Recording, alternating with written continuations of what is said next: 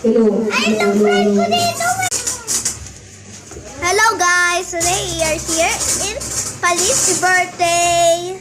There's Athena, my sister.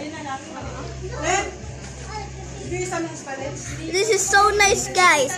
When you have a friend have a baby birthday, you can come here. You want? I love you. This is so nice. This is so nice.